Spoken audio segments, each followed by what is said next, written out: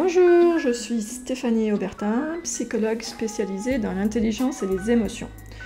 Je reçois principalement des personnes dites à haut potentiel intellectuel, mais pas seulement.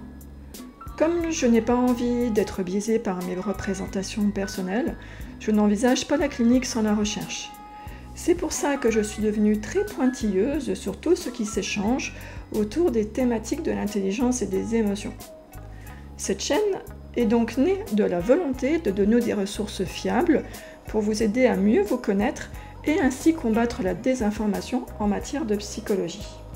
Vous vous souvenez, dans la dernière vidéo, quand je vous ai parlé des différentes psychothérapies, j'ai évoqué le fait qu'elles pouvaient intervenir à différents endroits du processus émotionnel. Je vous encourage à aller voir la vidéo en question, comme toutes les autres vidéos d'ailleurs sur les émotions, car elles sont importantes pour savoir à quoi on a affaire. Sinon, grossièrement, il y a des techniques de thérapie qui s'intéressent à changer l'interprétation qu'on fait d'une situation. Il y a d'autres techniques qui s'occupent de la réactivité de l'émotion, c'est-à-dire son intensité. Et enfin, il y a encore d'autres techniques qui apprennent à réguler ses émotions. Aujourd'hui, on va voir la dernière partie, celle qui traite de la régulation de l'émotion. Je parlerai de la réactivité émotionnelle et de l'interprétation dans d'autres vidéos. Tout d'abord, il faut savoir qu'il y a énormément de recherches sur la régulation des émotions. Les scientifiques spécialisés cherchent à savoir quelles sont les manières de réguler une émotion qui fonctionnent le mieux, lesquelles amènent à se sentir au contraire encore plus mal, pourquoi telle technique fonctionne, pourquoi telle autre est pire que tout et nous amène en dépression, quelles aires cérébrales sont impliquées et des tas d'autres questions encore. Alors souvent, quand on entend réguler ou gérer son émotion, on ne le voit que dans le sens de diminuer une émotion négative. Mais en fait, dans la vie de tous les jours, il y a des situations où on souhaite augmenter une émotion positive ou négative. Et bien ça aussi, c'est partie du domaine d'étude de la régulation émotionnelle. Je vais vous en donner quelques exemples avant de détailler la régulation à la baisse des émotions négatives. Comme ça, on pourra bien se rendre compte que finalement, la régulation intervient plus souvent qu'on ne le pense. Commençons par les situations où on veut diminuer une émotion. On connaît tous la régulation des émotions négatives à la baisse, comme par exemple quand on essaye de se calmer lorsqu'on est en colère contre quelqu'un. On peut aussi tenter de faire baisser l'émotion négative de quelqu'un d'autre quand on essaye de calmer un enfant qui pleure ou un ami qui ne va pas bien.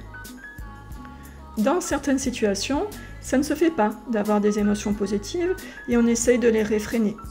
Par exemple, quand un ami très proche a raté son diplôme et que vous l'avez réussi, vous allez alors tenter de retenir votre joie. Quand votre enfant est surexcité, avant d'aller se coucher, vous allez essayer de le calmer. Et alors maintenant, on se demande pour quelle raison on voudrait bien augmenter une émotion. Alors, ça peut être quand on essaie de se mettre dans des conditions d'excitation négative, avoir un match de boxe. Pour autrui, imaginons un leader politique qui essaie de créer chez son auditoire un sentiment d'outrance. Vous vous rendez compte, on vous ment, on vous manipule, tout ça c'est pour augmenter votre sentiment et vos émotions négatives. Et enfin, on peut vouloir augmenter son émotion positive en partageant de bonnes nouvelles avec des amis.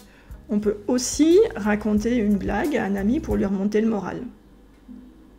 Détaillons maintenant le cœur de cette vidéo, ce qui fait souffrir, la régulation à la baisse de l'émotion négative. Dans la dernière vidéo, je vais proposer ce schéma. Mais ici, je vais en utiliser un plus simple, purement linéaire.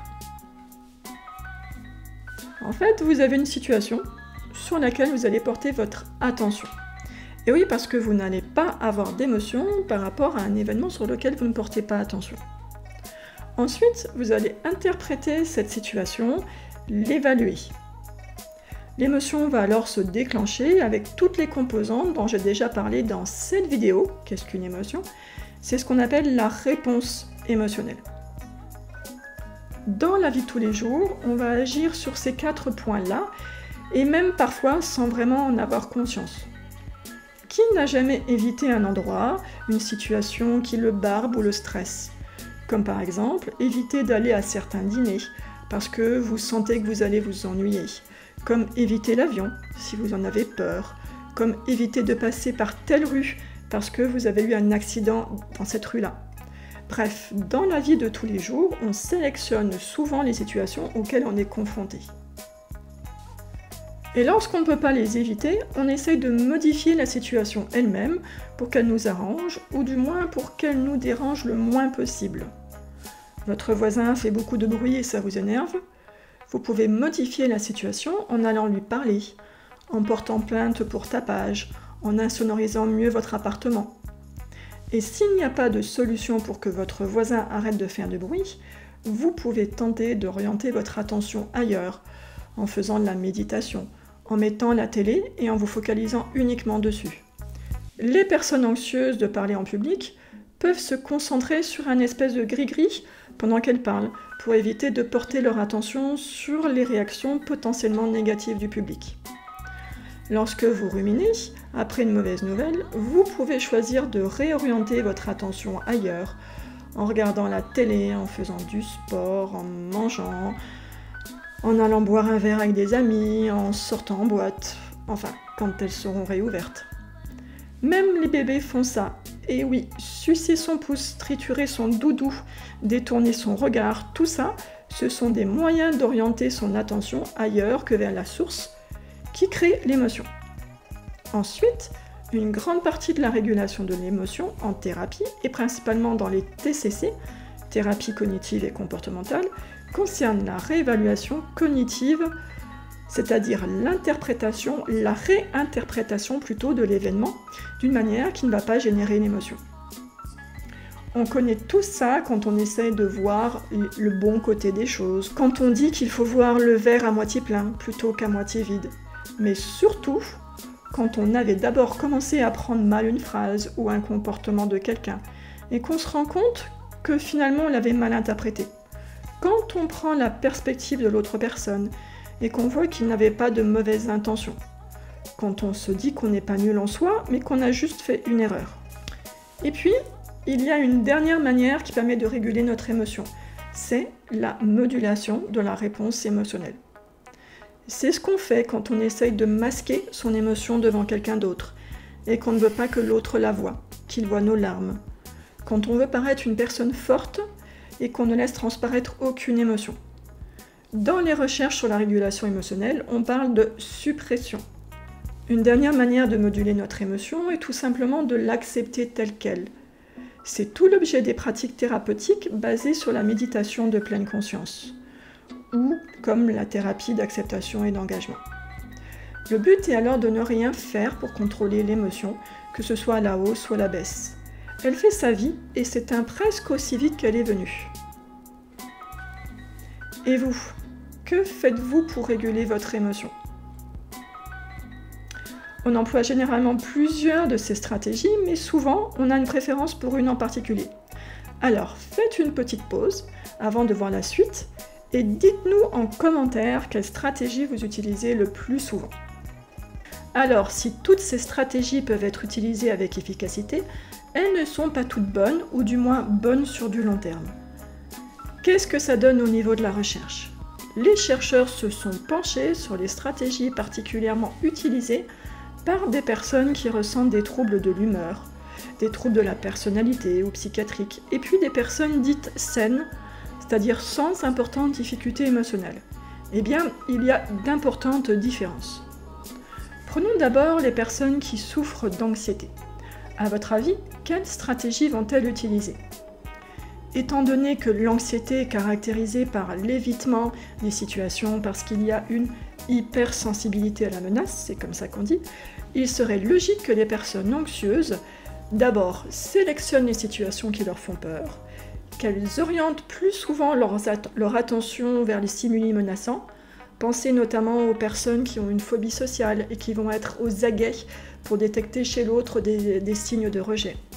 Qu'elles interprètent des signes normalement neutres comme étant menaçants, et enfin, qu'elles vont tout faire pour cacher leur anxiété. C'est effectivement ce que l'on observe dans les différentes recherches scientifiques. Les personnes anxieuses choisissent surtout la stratégie de suppression des émotions qui, paradoxalement, augmente la détresse psychologique. D'ailleurs, la suppression des émotions, quand on tente de cacher une émotion, est une stratégie que l'on dit inadaptée pour tout le monde. Elle augmente les émotions négatives, elle diminue les émotions positives et perturbe les capacités cognitives. Elle fait aussi baisser la satisfaction de vie et un impact sur l'intimité qu'on peut avoir avec autrui, qui nous perçoit alors comme étant peu authentique. Et de son côté, la réévaluation de la situation fait complètement l'inverse. Elle augmente les émotions positives et diminue les émotions négatives.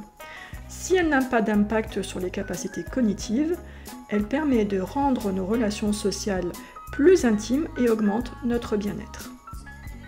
En fait, vouloir cacher une émotion demande une énergie considérable. Quand on essaie de contenir une émotion, tout est mis en œuvre pour ça. Ça prend tout notre espace mental, c'est-à-dire notre mémoire de travail, et on ne peut plus se concentrer sur autre chose, que ce soit résoudre un problème ou tout simplement écouter la personne avec qui on parle. Et vous avez tous sûrement dû expérimenter ça. Eh bien, les personnes anxieuses utilisent beaucoup plus souvent la suppression que d'autres stratégies plus adaptatives, comme la réévaluation ou l'acceptation. Tenter de supprimer l'émotion et centrer toute son attention sur l'objet de la menace prétendue ne laisse pas ce qu'on appelle le contrôle exécutif, réévaluer la situation en envisageant des évaluations alternatives. Et pourtant, dans les expériences de recherche, quand on leur demande explicitement de réévaluer, les personnes anxieuses présentent moins de détresse psychologique. Elles utilisent également souvent l'évitement, qui est pour le coup moins exigeant sur le plan cognitif, mais entraînant une vie plus terne à long terme. Forcément, si elles évitent les situations, elles manquent d'enrichissement, en fait. Parlons maintenant des personnes souffrant de dépression. Dans la dépression, on utilise beaucoup la rumination.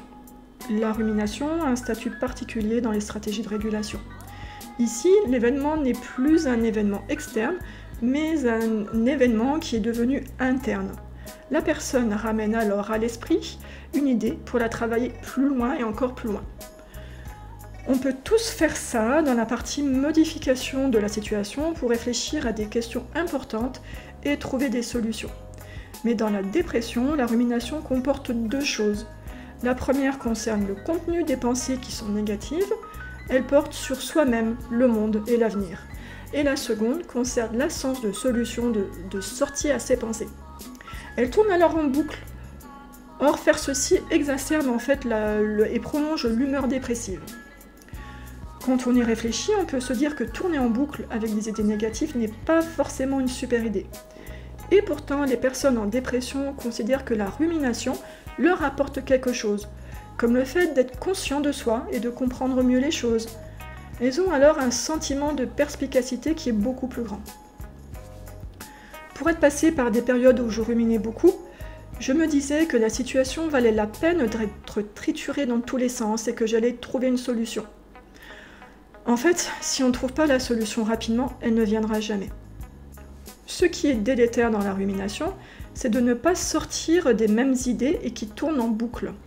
On va alors utiliser les mêmes circuits neuronaux jusqu'à les user à la corde et ne plus avoir l'énergie pour s'engager dans des activités. Quand on regarde notre schéma sur le cours du temps de l'émotion et les stratégies de régulation émotionnelle associées, à chaque endroit, la rumination concerne l'attention que l'on porte à la situation, représentée ici par les idées, et à une interprétation bien particulière. Les personnes en dépression vont porter toute leur attention sur ces idées en se coupant progressivement du monde extérieur, engendrant une sélection de la situation, mais sans pour autant la modifier et surtout sans changer d'interprétation comme dans la réévaluation cognitive. D'ailleurs, les recherches ont montré que les personnes dépressives n'utilisaient pas la réévaluation. Un petit mot aussi sur la suppression des émotions dans l'humeur dépressive. Les chercheurs se sont rendus compte que les personnes qui supprimaient le plus leurs émotions avaient tendance aussi à davantage utiliser la rumination, et puis aussi que les personnes qui ruminaient le plus étaient plus susceptibles de développer une dépression que les personnes qui utilisaient d'autres types de stratégies. Alors, est-ce que tout ça vous parle personnellement ? on peut se demander d'où proviennent nos choix de stratégie et nos capacités à pouvoir réguler nos émotions. Plusieurs paramètres ont été proposés. Les premiers sont plus distaux, ce sont plus des prédispositions, on va dire. Il y a d'abord des questions démographiques, comme le genre, l'âge ou encore la culture. Par exemple, les filles sont plus encouragées à exprimer leurs émotions que les garçons, qui vont, eux, davantage utiliser la suppression. Lorsqu'on est bébé, on va utiliser les moyens que nous avons sous la main, c'est-à-dire la distraction, et puis, au fur et à mesure, d'autres stratégies plus complexes vont pouvoir voir le jour. La culture joue aussi un rôle important. Par exemple, en Asie, la suppression est de règle. Et lorsque des personnes élevées en Asie viennent en Occident, au fur et à mesure du temps, elles utilisent moins la suppression pour d'autres types de stratégies. Il y a des paramètres liés à la personnalité et au style d'attachement. J'avais parlé de la personnalité dans la vidéo sur l'hypersensibilité que vous pourrez aller visionner. Pour citer un exemple, les personnes extraverties vont utiliser des stratégies de régulation complètement différentes des personnes introverties.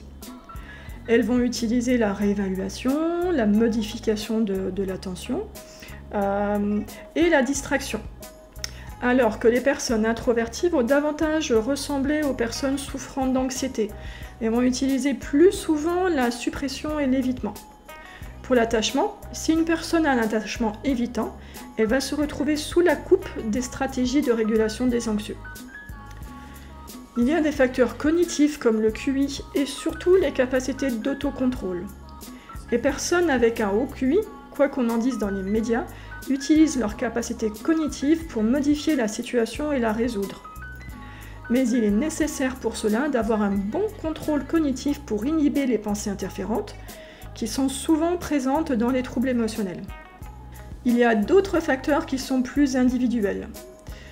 Citons la capacité de percevoir ses propres émotions et de les comprendre. Citons aussi nos propres croyances, même implicites. Dedans, il y a la perception que l'on a de notre capacité à nous contrôler, il y a notre idéal d'émotion à ressentir, il y a bien évidemment les normes sociales concernant ce qu'il faut ressentir et ce qu'il faut montrer. Enfin, et je vais m'arrêter là, il y a notre façon d'utiliser la régulation des émotions. Ainsi, on peut utiliser toujours les mêmes stratégies dans des circonstances différentes, ou on peut varier de stratégie d'une situation à une autre. Il y a enfin nos propres habiletés à nous réguler concrètement et ce qu'on pense qu'on est capable de réguler. Dans la prochaine vidéo, je vous parlerai de la réactivité émotionnelle et des facteurs qui prédisposent à son intensité. Mais sur ce, je vous dis à bientôt pour une nouvelle vidéo.